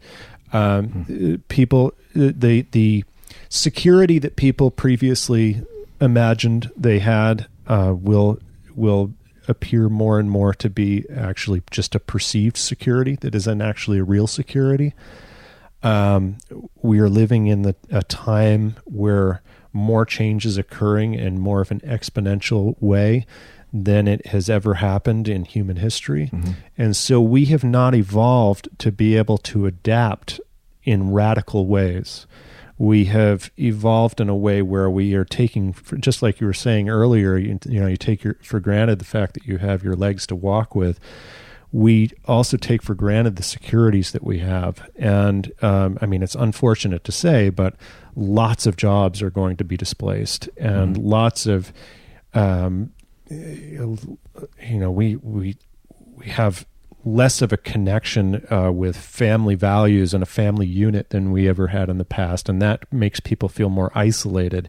So we're reaching this point in our cultural evolution where I think that there's an incredible opportunity for people to begin to tap into their inner power. But those who haven't trained to be able to do that are going to suffer the most, because they're not going to be agile enough to be able to adjust with the circumstances of their lives without it being a devastating loss. And they're going to, the less training you have with connecting to your mental and emotional and physical agility, the more that disruption will totally throw you off. And, right. It's the people that have had protected childhoods that are at the most disadvantaged. They're most, in a lot of ways, yes. Yeah, disadvantaged. In a lot of ways, yes. Because they haven't developed those resiliency skills to deal with chaos. Yeah. Well, it's similar to what we were talking about if you don't have to work to have money. Yep. It's similar. You just don't have the skill set that you need to be able to survive. You rely on something. You rely on a crutch. And I don't think people are realizing the number of crutches that they actually have. Right. Even the most successful people out there don't have any notion of what a crutch they are actually. I mean, if you're listening to this and you have $3 million in your bank account, who would you be without that $3 million? Who would you be if you suddenly lost all of that? Would you be okay? Would you be agile? You might think that you would be, right? But would you really be? Or would that completely throw you off? So as part of your training, taking that $3 million and seeing what happens? Yeah, they just have to give it to me. It's a great business model. I want in on that. Wow. Talking about reality hitting you in the face. I want in on that. That's great. Yeah, no, I just bringing someone's awareness to it, I think, is enough to plant the seeds. How? This is another question that came up when you were describing what you were up to. We do a lot of work in the Whole Life Challenge around mindfulness, but people very often put mindfulness in the category of meditation. Mm-hmm. They're very much interwoven in people's minds. Mm-hmm. Mm-hmm. My business partner, Michael, actually has done a lot of what you described, the mindfulness of every moment. Mm-hmm. He's done a lot with that. Like we do a well-being practice each week of the challenge, and one of the ones we've played with, I don't think it ever came to fruition because it seemed too advanced, was to do that. Pick one piece of your life around which for 10 minutes a day you were committed to being mindful. Mm-hmm. Like making coffee. Mm-hmm. Mindfully making mm-hmm. coffee, or mindfully eat. It could be eating lunch mm-hmm. or whatever. And mm-hmm. Michael's actually done that on his own. Mm-hmm. But the thing that comes up for me around that, and this is where my question is how do you do that without and still be in your life? You know, how it's almost like, how can I be engaged in a conversation with you or with my wife when it's an emotional thing, and also be watching myself in a way that I think mindfulness requires? How do you effectively do both? It's a practice. It's a practice. It's not something that happens overnight, and it's something that I still consider myself a beginner with this, even though this is what I teach. I'm always a beginner. I'm always learning my next level. Anytime some new challenge comes in or some unexpected circumstance comes in, it challenges one to be mindful of themselves and their experience and to actually observe objectively. But part of what you can observe objectively is where you weren't able to observe objectively. So you can actually see, oh, okay, I wasn't actually able to look at that experience objectively. I wasn't able to step back and witness myself having that experience. I was in that experience. I was totally wrapped up and consumed in that experience.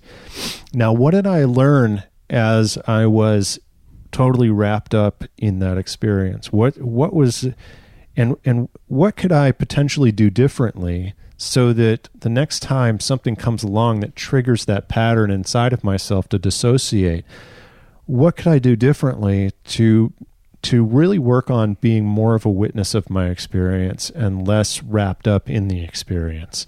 And so it's using one's ability around discernment to properly and effectively analyze one's own experience.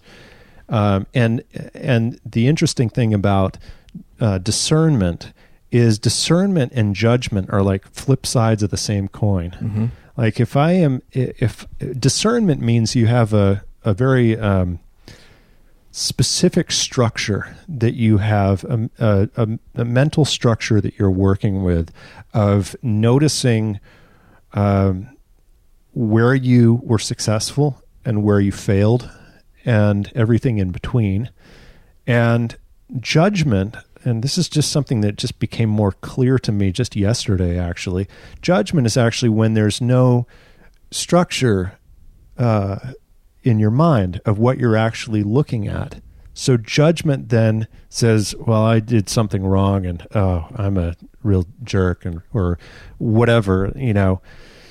That judgment shows that there isn't actually a proper discernment skill happening where you're actually looking at the experience from that level of objectivity that is required to actually get the proper learning from the experience.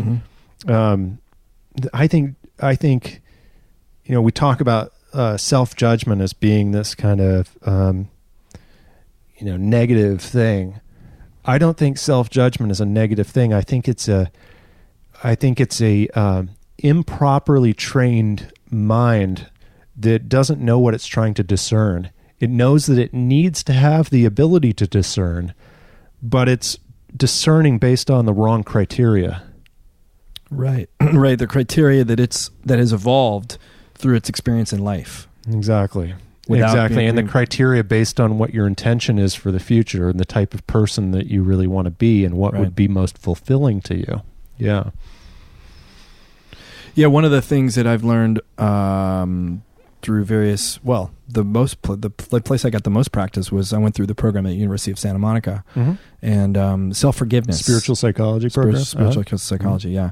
And self-forgiveness is a huge part of that acceptance thing. So because we are judging machines, right? You know, we can't. Exactly. We haven't figured out a way to stop that. Exactly. And until we do, we have to let ourselves off the hook. We have to. It doesn't serve us, and it doesn't serve anyone around us. Exactly. To be comparing ourselves and judging ourselves based on these criteria that are ever moving. Yep. And totally arbitrary. Untenable. Yeah. And arbitrary. Yeah. It doesn't serve anyone. Yeah. It just sends you into doesn't serve hell. Anyone. Exactly. And I think you just said it perfectly. We're judging machines. Exactly. I mean, we didn't design these minds. This is not something that we came up with. We just inhabit them. Right. We didn't, come up with the architecture of the limbic system We and talked the to that guy who did that. amygdala and Woman. all of that. Who did that? Yeah, exactly. I want to talk to the boss. I mean, these parts of our consciousness come from millions of years of evolution that have created this very imperfect machine that is doing its best to survive, and it's not up until recent years. We haven't really been focused on how do I take that mind that is based in survival and start to condition it towards looking at thriving. And that's a very new way for the mind to begin, where we have to work on. It's like working with a barge out in the ocean and trying to turn that barge around, because that barge is aimed at our survival. It's not aimed at our thriving and fulfillment.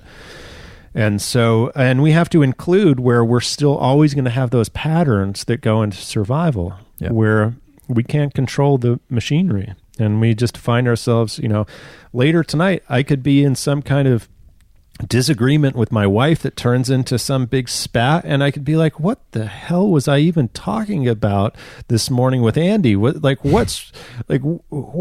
happened? How could I be so unmindful? But that type of thing happens, and one has to expect that type of thing to happen. And you can't beat yourself up over it. You can just, learn to notice it more and more, and learn to use it as grist for the mill for, developing a better awareness of yourself and the people that you interact with. Shifting gears just a little bit, how do you take care of yourself? How do you make sure you stay sharp? Do you have, we talked a little bit about diet when you first came in, keto, but would you have, what's the word I'm thinking of?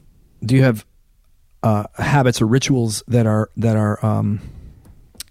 not unwavering, but you're unwilling to committed to? 100% committed to. Like these are must do's every day in order for me to stay sharp and for me to live the life I want to be leading. Yeah. So the dieting is an important component of that. I realize, just as you do, that dieting and mental clarity go hand in hand.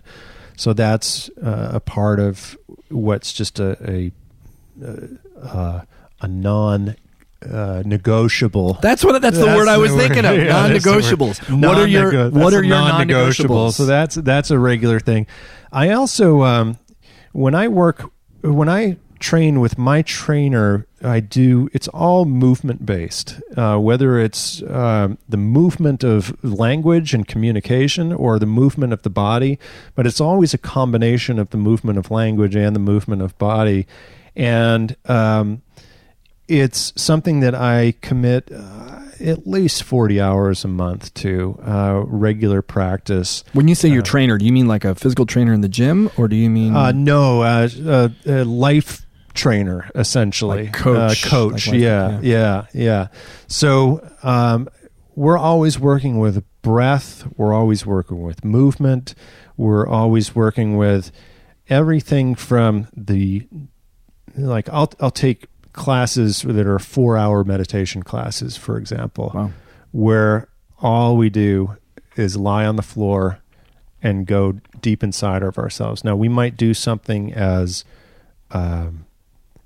simple as like moving our thumbs just a tiny bit, just a little tiny bit, just moving the thumb in the smallest micro movement possible, and just doing that for hours.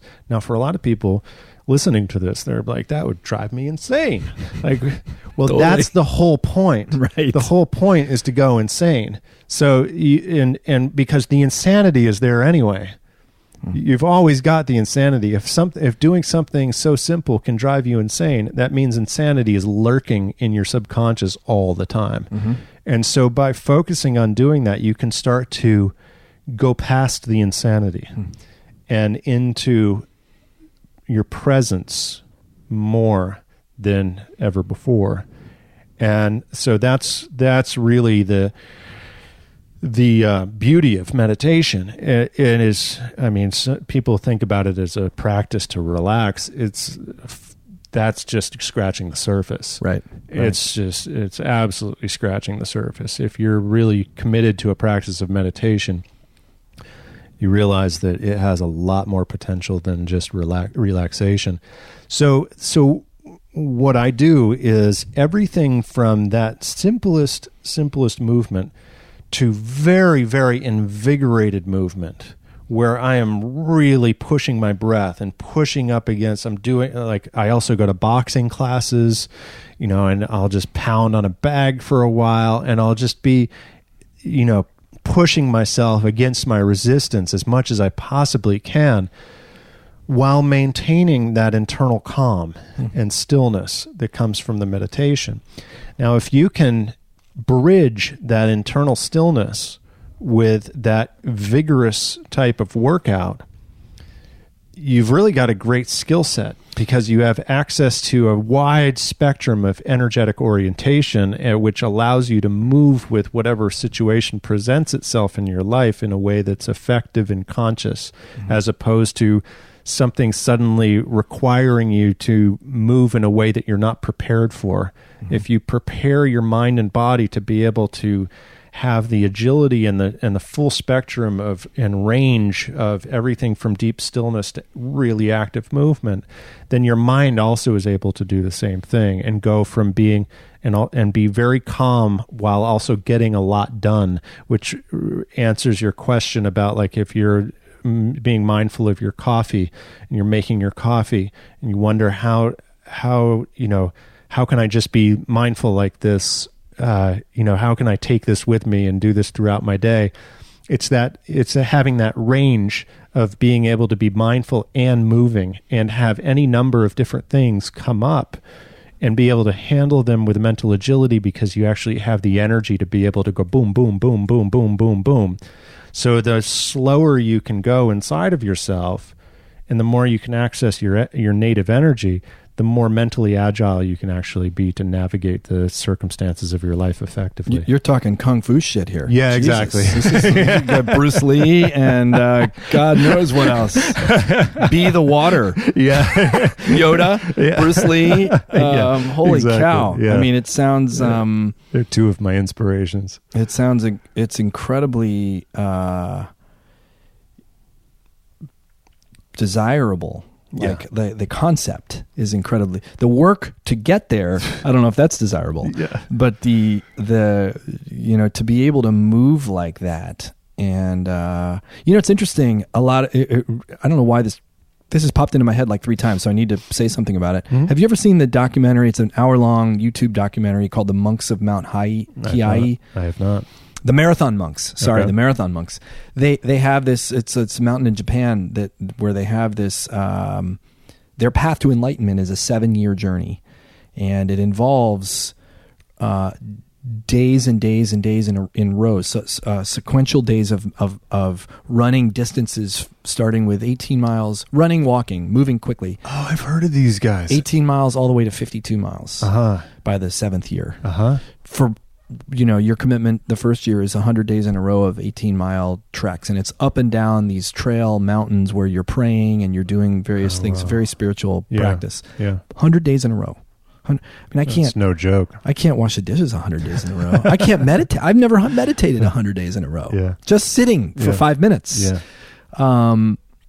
It's the. I think very often people think that the path to enlightenment is that you find it on a cushion. Well, you may find it on a cushion, but the amount of work that goes into the discipline of getting to this state is the cushion is just one aspect. I mean, if you want to see how enlightened a monk really is, take him out of the monastery and put him in a marriage.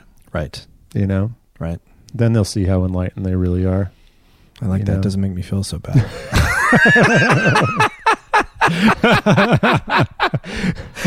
Oh, thank God. I'm not failing. Well, we were talking about you and your non-negotiables, and we went down a wormhole. Yeah.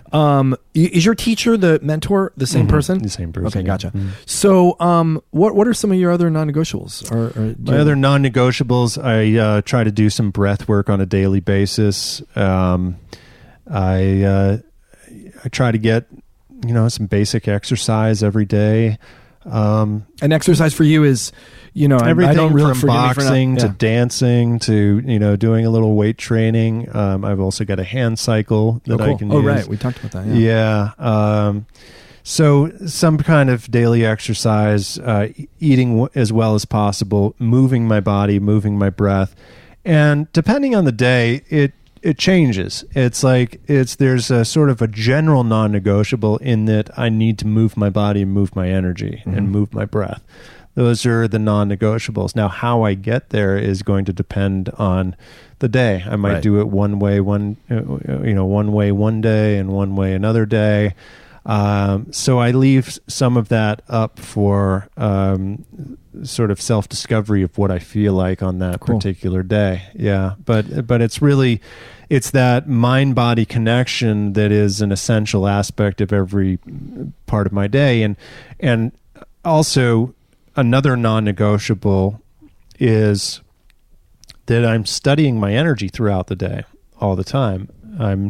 I'm noticing. I mean, that's kind of where it's like, when the boots hit the ground kind of experience. Like there's the practices of moving energy, creating vitality, boxing, biking, whatever.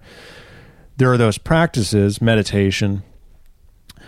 But then it's how am I applying those things throughout the day? Mm-hmm. Because those things might give me a little endorphin rush for a little while and might help to clear my head and make me more focused.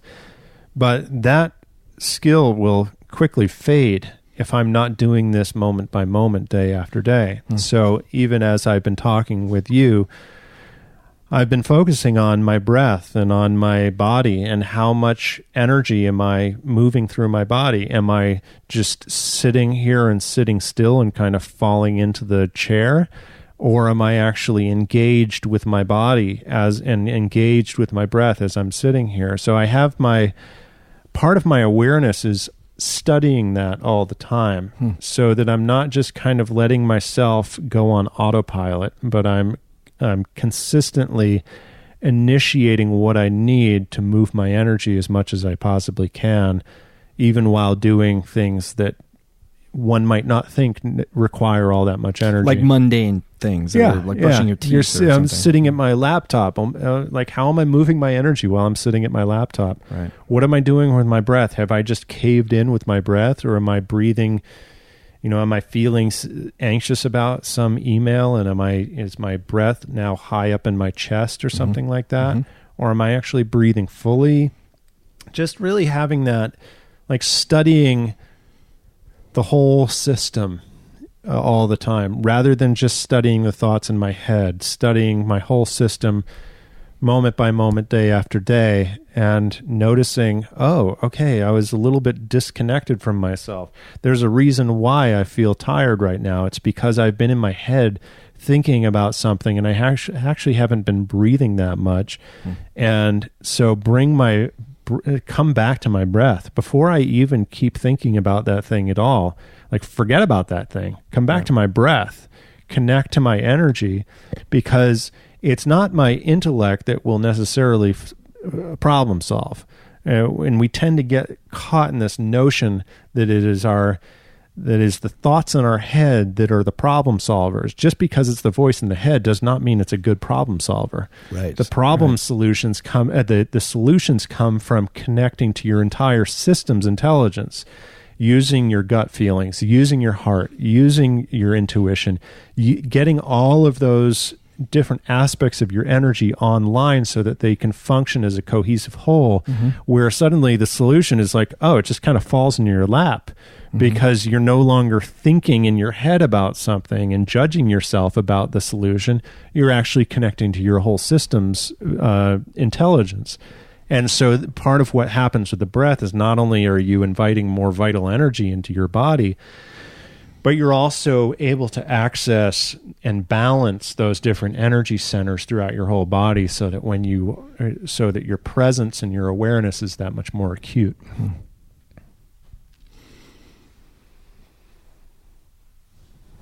That's a lot to be processing in addition to just living your life. Yeah, well, the idea is it's kind of like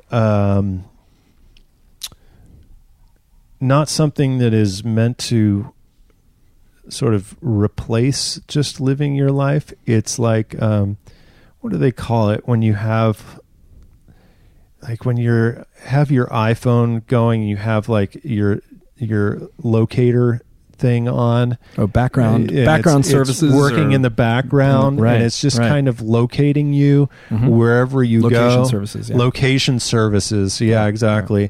So as you do what you do, and as you're doing your stuff in your other apps and so forth, you're answering your emails and you're browsing the web and you're making phone calls.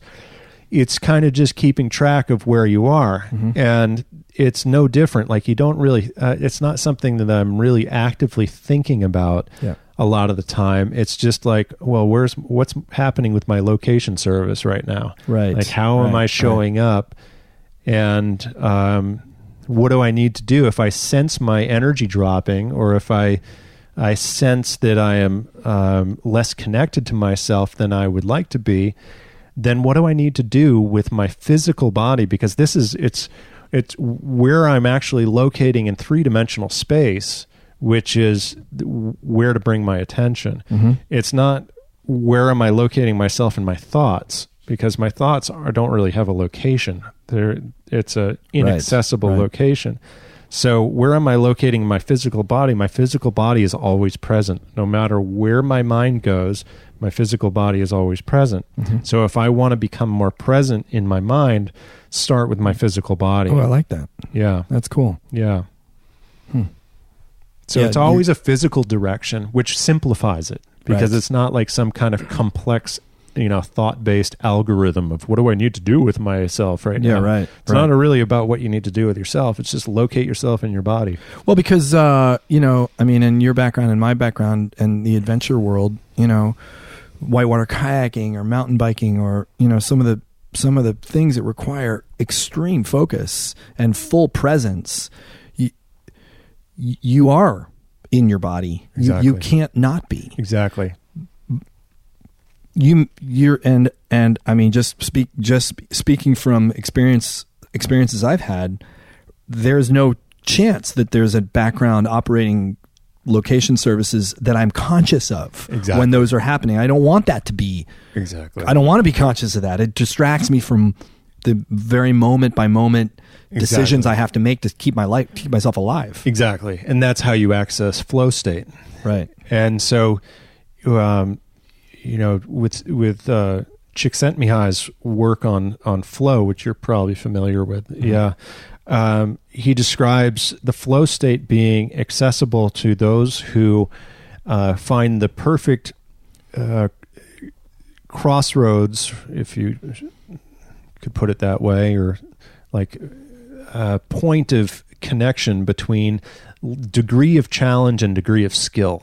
Right. So that if your degree of skill properly matches the degree of challenge, your mind will enter a flow state where your mind will slow down reality. You'll be so connected to what you're doing that you'll be so present that the voice in the head stops completely, and you're just there doing what you're doing. And that is an experience that I had prior to my injury many times with snowboarding. I was pretty extreme with my snowboarding, so I'd push my limits and I would hit those flow states on a pretty regular basis, which gave me which actually kind of helped me having those early experiences in my life helped me to know that this is accessible. You can get there. Right. There is a way of getting there.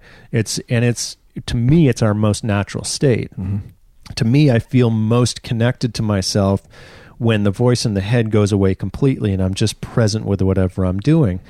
Now, the thing that I feel like is missing from Csikszentmihalyi's work, and maybe I'm wrong, maybe I just need to read it in more depth, is the piece about embodiment, that it requires physical presence. That, I think, is the missing component. It requires your skills being pushed to a level of challenge and meeting that level of challenge that's just enough so that you enter that state on a mental level. And then it also involves some kind of a physical connection, because it's that and in every single example they use, pretty much they're talking about extreme athletes entering flow state. And there's a reason why it's more often extreme athletes than it is people who are, tech nerds or whatever. They also have to experience certain challenges where their skill set is challenged just enough so that it theoretically should create a flow state of consciousness, but they're not actually in a flow state. The fact that it's mostly extreme athletes who've been studied who are doing this is because it's actually something that requires you to be physically present in your body, not just in your head. Right. Yeah. Right. That makes a lot of sense. Mm-hmm. I think that might be the start of the next podcast. Yeah. Because we are at an hour and 56 minutes, and I usually try to hold myself to an hour and 30 minutes, and I've blown that because I've been so in I haven't been actively moving, but I feel like I've been in the flow with this conversation. Yeah, I could keep going all day. This is awesome. It's my favorite podcast yet. Thank you so much. Yeah, this has most been welcome. Thank you. We absolutely will do it again. Awesome. We've already got the start of the next conversation. I look forward to it. Yeah. How do people find you online if they want to engage or ask you questions or whatever? My website, zenwarriortraining.com, facebook.com/Zen Warrior Training, Instagram, Zen Warrior Training, Twitter @ZW Training. They wouldn't let me have the full Zen Warrior Training on Twitter. But any of those ways of contacting me, you can feel free to reach out. Awesome. And we'll put all that in the show notes. And so thanks awesome. again. Looking forward to next time. Hey, it's Andy, and thanks so much for listening. If you want to know more about what I'm learning each month, head over to andypetronic.com and subscribe to my monthly newsletter. If you were touched, moved, or inspired by anything you heard today, chances are someone else you know would be too. Please take a moment to think about who and send them a link to this episode. And if you're super stoked, please head over to iTunes to write a review. The best way to keep current on guests and episodes is to subscribe so that the latest one will automatically get delivered straight to your phone. The apps I use for this are Apple Podcasts, Overcast, or Pocket Casts. The Andy Petronic Podcast is produced by our team, Winslow Jenkins, Becca Borowski, and Ernie Hurtado. Big thanks to Nikki Grudidaria for the artwork. You can find all of our episodes, links, and complete show notes at wholelifechallenge.com/podcast. I'm Andy Petronic. Thanks for listening.